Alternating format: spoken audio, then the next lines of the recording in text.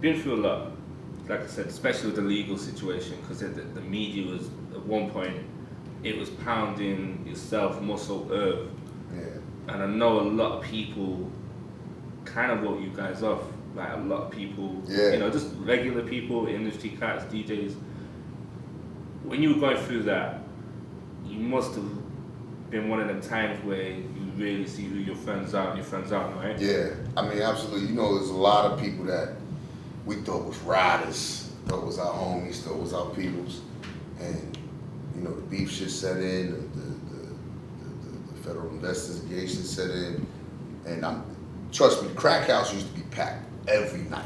That's the studio, right? That's our studio, every night. When that shit set in, you know, you just started seeing, you know, where night after night, it's get a little bit more quieter. You're like, what the fuck? Like, the niggas ain't fucking with us no more. You know what? Good. Lock our doors. You know what I'm saying? But when it gets popping, don't walk back through these motherfuckers. Because people don't realize, you know, as a rapper, you're not just working with producers and making them eat. Oh, no. You're putting people on for tours, tour managers, people. There's a lot of people that's around. That's on the payroll, right? That's on the payroll. That's around you. That, you know, when the getting is good, everybody want to be involved. Everybody want to be a part of it. You know what I'm saying? But when shit ain't that good, you see how people react to you know, struggle and tough situations. They buckle, they fold. And I'm not that type of nigga, so I don't even want them type of niggas around me. Like those type of niggas that was, you know, breaking out and couldn't be around, and you know what? Please don't walk back through these doors when, you know, when we do what we do. Because trust me, I'm gonna come through it. You know what I'm saying? Like I say on one of my records, Judas. See, Judas is a record where I talked to some of those people that I thought was friends, and they turned out to be not friends. And in one of the lines in Judas, I'm talking to a certain individual, and I let him know. I said, "And you of all people should know my lights don't turn off." You know what I'm saying? And this is my sitcom. You just a spin-off. You know what I'm saying? You understand? Like, I'm letting it be known, like, motherfucker, like I'm shocked that you would think that this could break me, get to me. You're like, you know me. You know what I'm saying? Like, you ride with me, you be with me. Like, how could you think that this shit could break me? Who was that person? I can't say. I gotta get that out, man. It's insane, baby. It's insane. As an MC, can you avoid controversy? Can rappers avoid controversy? Nah. Not at all. Everything rappers do is amplified 10 times. Right. You understand? Like, I was just watching some shit the other day on MTV with the Bloodhound Gang. Right. Okay. And man, they was pissing on people all the time. They was doing all type of shit. Yeah. And I ain't never even heard about that. Like, it's not even nothing to talk about. Yeah. But let fucking Luke get on stage with some bitches and be doing the fucking pop, pop, pop, pussy shit. It's all over the news. You know what I'm saying? He gets arrested on stage, Snoop, you know, these type of situations get brought up. And it's 10 times amplified than anything else. So, you know, it's what we have to deal with being hip hop artists and being young black men in America and making a lot of money and you know, giving opportunities to a lot of minorities. You're gonna feel a little bit of pressure and a little bit of heat behind that. Tell me about Kareem Stephens. Oh shit. I mean, you know, there's nothing really to say about her. You know what I mean? She said all that she needed to say, I guess. She said a lot of things in the book. Said a lot of things in the book. I didn't read the book. Like, I know a lot of girls, you know, they read the book. Like, oh my God. A lot of chicks read the book. Yeah. Yeah. It's crazy. She's crazy. She's, you know, but I'm not gonna, you know, sit here and chastise her or, you know, disrespect her or shit on her, none of that. You understand? She's hustling.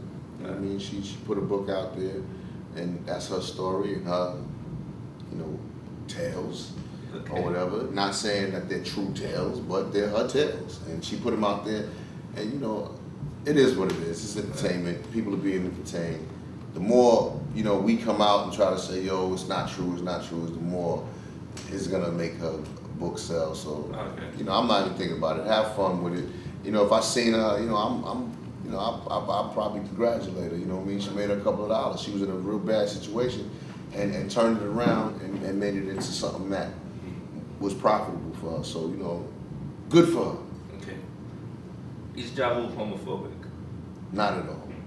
Not at all. Okay. So how did this rumor start out? It came from a quote or a statement that I made in Complex Magazine, which was about censorship, Right.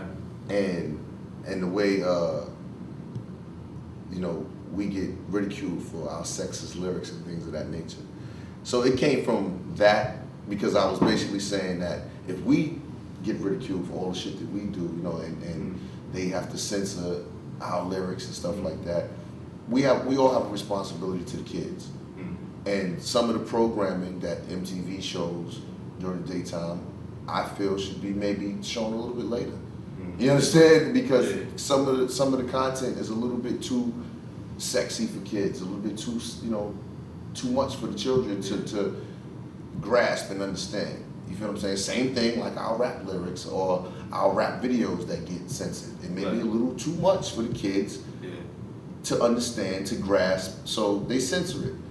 And they do it with men and women. You feel what I'm saying? If the men and women doing a little bit too much, or, you know, they censor it. But they don't do it when it, you know, it's two men and two women. They let that be, you know. So, and I'm just saying that there's nothing wrong with it.